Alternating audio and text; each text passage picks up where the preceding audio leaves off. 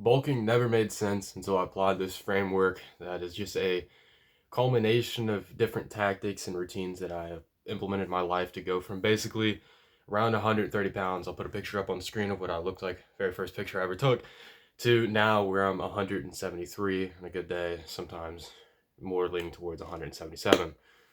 I call this framework the compliance framework because it just focuses more on like natural adherence rather than just being like that ultra disciplined David Goggins freak, which is very unrealistic for the average person. So here I'm going to go ahead and break down my compliance framework for you into a few steps. First, routine. Routine is the best thing that you can possibly do for anything that you do in your life, especially bulking.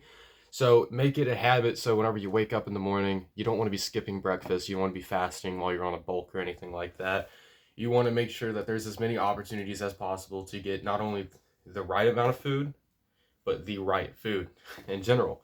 If you can do a bulk healthily, you should do it healthily every single time. It should be healthy. What do I mean by healthy? No added sugars and stuff, no saturated fats, no freaking Burger King every day. Keep it modest if you can. Now, if you're watching this video, chances are you have somewhat kept it modest and you can't really gain much weight unless if you're being an absolute bitch. But we'll get to the last resort things. This is at the very end of this video. We'll get into the you've tried everything in this thing in the actual meat and potatoes of this video, which you probably haven't, to be honest with you. So number one, routine. Make it a point every single day. Kind of have a gist of like, hey, we're gonna eat breakfast at this time. We're gonna eat a snack in between breakfast and lunch at this time. Blah blah blah, and have a rough caloric value of what you're eating.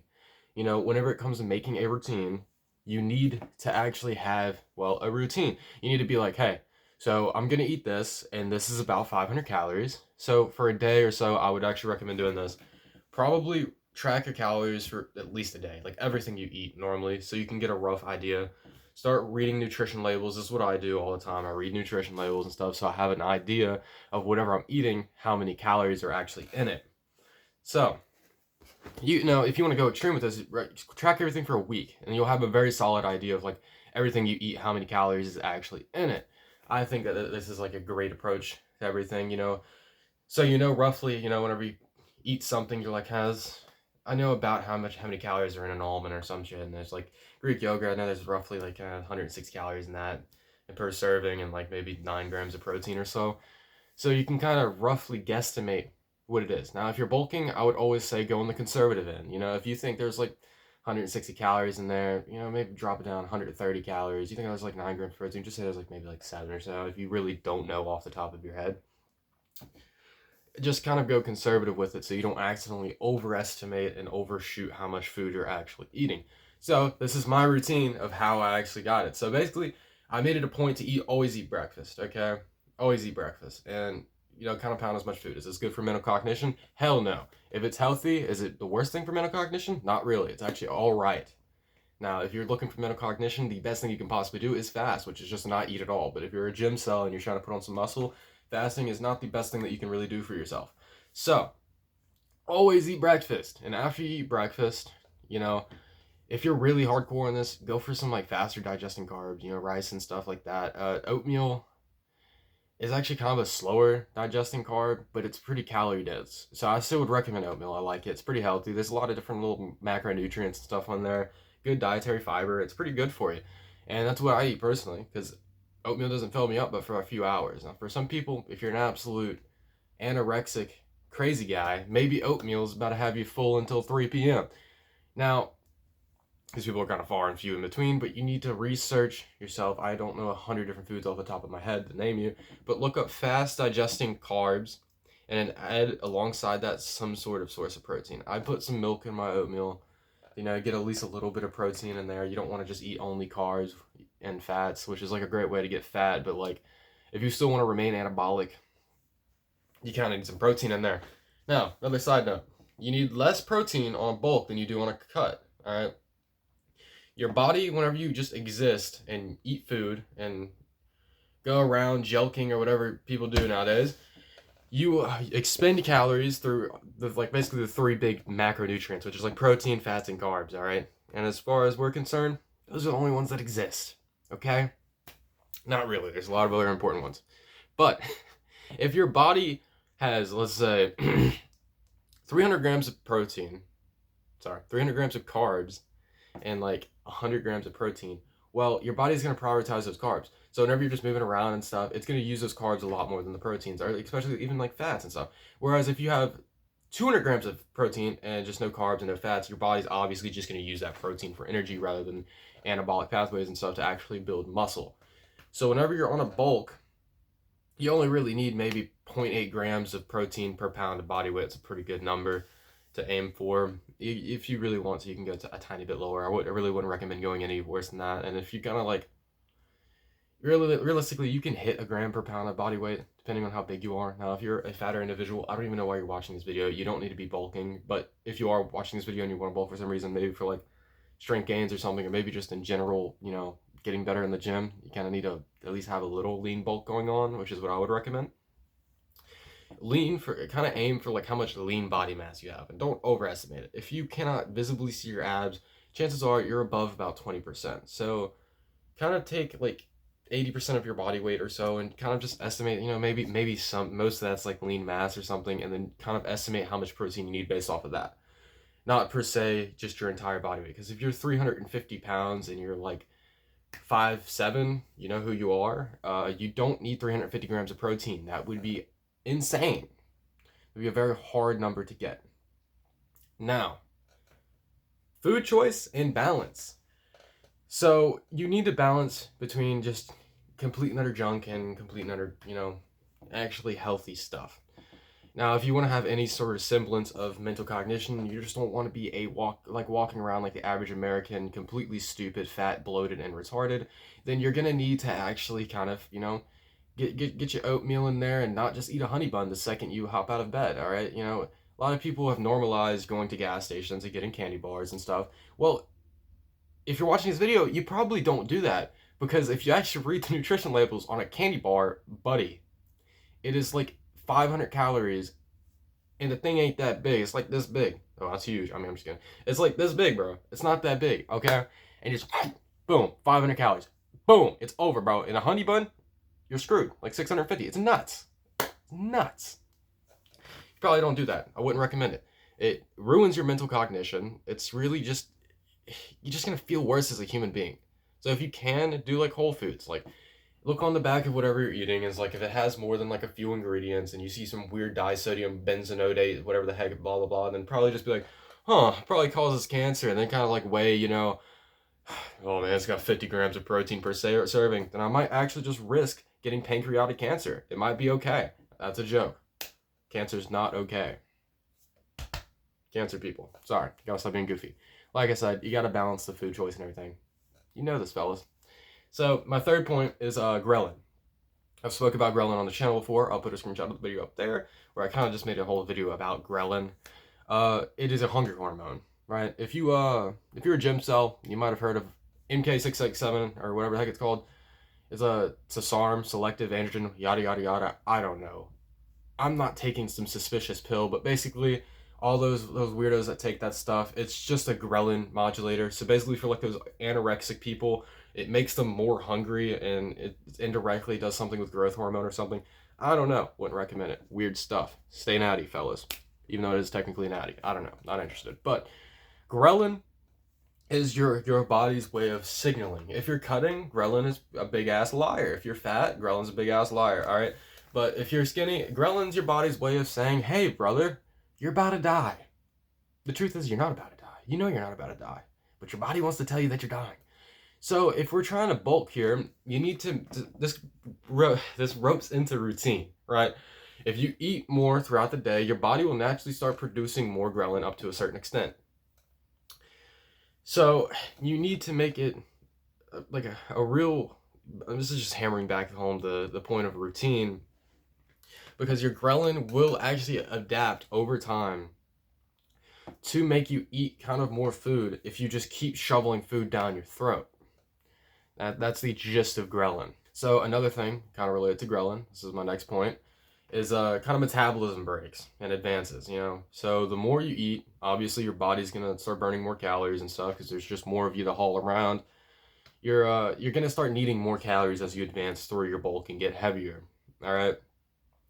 And also naturally, as you get bigger and bigger, most people, their ghrelin receptor is going to start modulating to actually kind of back off. They're just like, hey, you're getting kind of fat. At least we think you're getting fat. So now we're just going to stop getting you hungry and stuff. Now this is where a metabolism break might actually come in handy. This is actually something you do on a cut as well, but on a bulk, it is kind of like stop pounding food down your thing. Maybe go on a mini cut if you're actually like getting kind of higher in body fat. Maybe just go on a mini cut just to get yourself kind of like get your body like the entirety of just building muscle is really just lying to your body, to be honest with you. Just gaslight the shit out of your body into thinking, oh my god, we're starving again, and start eating food again like crazy. All right, that's what you do. Kind of like a mini cut, get lean again if you want to, or just go back to like maintenance calories, and your body will normally just regulate your ghrelin down to baseline. This is actually what I did. So naturally, being a powerlifter, I was trying to bulk for basically 3 years straight. All right. Toddy Waddy's body does not want to shovel hamburgers down his throat for 3 years straight. My body's just like, hey, we don't want to be morbidly obese.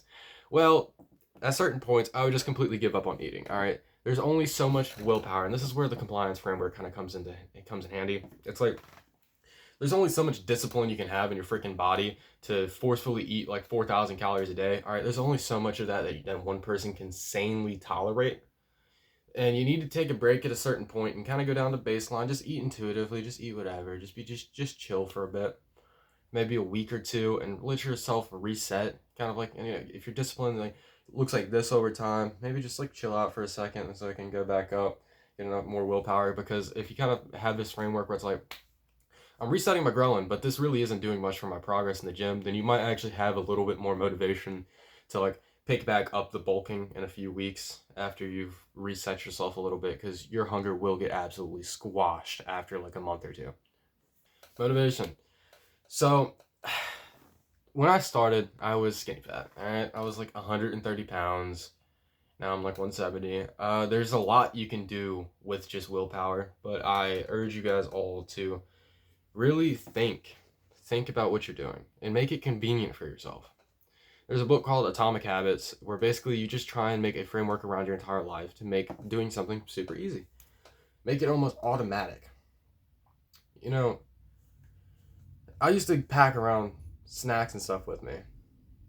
Not because I really need snacks, but because it's like, and I don't even really want snacks. I'm deep in a bulk. The dog started barking his ass off.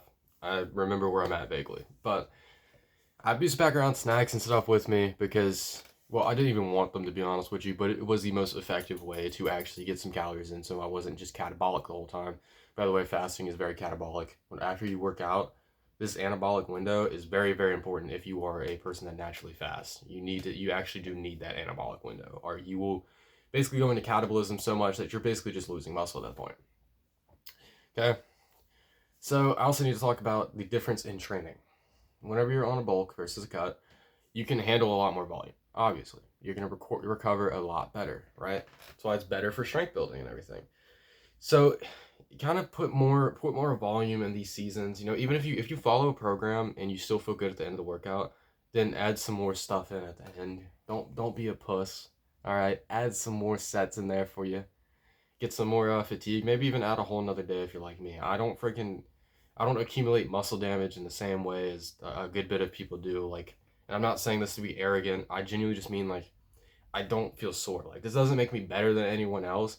I just mean like I can lift really hard, and the muscle damage to actually trigger hypertrophy just isn't happening. So if anything, if you're one of these people that can get atrociously sore after like 1 or 2 workouts, still like 3 years deep in the training, I am jealous. I wish I was like you. But if you're like me and you don't really get sore in the same way, you're gonna end up having to hammer in more volume and more intense exercise, kind of like hardcore exercises and stuff, like squats and stuff.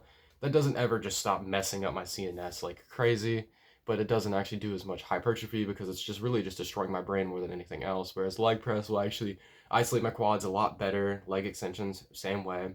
So I kind of need a like freaking trifecta of different exercises to actually destroy the muscle and not just my CNS, my central nervous system, okay? So make sure whenever you're on a bulk, it doesn't last forever. So make sure that you're actually hammering home some good volume, some good training, And if you can, track your numbers. And by the way, what I mean by if you can, you can. It's free. There are tons of free apps. There's Boost Camp's a good one. FitNotes is a good one, and I've only used those two. And besides that, pen and paper. That's what I used when I started off. I have a whole folder of just logs that I had from when I started working out. So I would definitely recommend Boost Camp. It has a bunch of free programs and stuff on there for like beginners. 531's great if you're getting into powerlifting. So definitely a solid program, and you can keep making progress way into like kind of like the intermediate phases, which is a 531 like bench squat deadlift sort of programming. But if you can, and if you feel go up to it, add more volume. Don't be a loser. All right. That's enough me being weird for today. I hope we've hammered home some really good points to help you guys actually bulk, not just effectively, but like in a way that where you don't just have to drive home discipline, shoveling down a lot of food all the time. Oh, sorry. Forgot one last point. There is a last resort thing that you guys can all do if you are genuinely an anorexic fella that just cannot seem to shovel home enough food. And this genuinely is a last resort. So please don't do this unless if you've genuinely exhausted all your options, because it will, chances are, put your body through some unnecessary torment. I've never had to do this myself, but if you want to, the healthy way of doing this would just be use like virgin olive oil.